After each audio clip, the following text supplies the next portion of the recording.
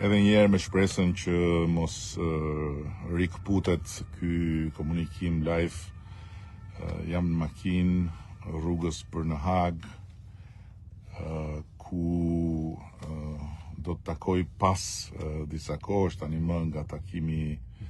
i mëparshëm komandantin e ushtrisë shqiptare të Kosovës, presidentin e Republikës Kosovës, i cili u mor nga zyra e tij dhe mbahet peng prej tani më vitesh në një qeli të drejtësisë ndërkombëtare për turbin e madh të gjithë atyre që e sponsorizojnë atë lloj drejtësie ku shkeljet e standardeve, shkeljet e të drejtave të njeriut, shkeljet e të gjitha normave të procesit rregull ligjor janë në fakt e vetmja normë që ka karakterizuar këtë farsë ku ende pa u dënuar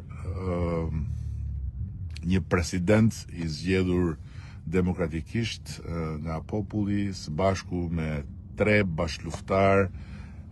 që kanë mbuluar detyra nga më të rëndësishmet në Republikën e Kosovës, mbahen mbyllur, mbahen të izoluar. Tani që ka mbaruar ekspozeja e pseudoprovave të akuzës dhe që ka mbaruar edhe parada e dëshmitarëve qesharak të sjell në sallën e drejtësisë ndërkombëtare nga akuza, si dhe kanë mbaruar edhe dëshmitë të tejet serioze të dëshmitarëve të mbrojtjes, pritet vendimi. Uroj, shpresoj, lutem që viti i ardhshëm të jetë viti i mbylljes së perdes së këtij teatri absurd të drejtësisë ndërkombëtare.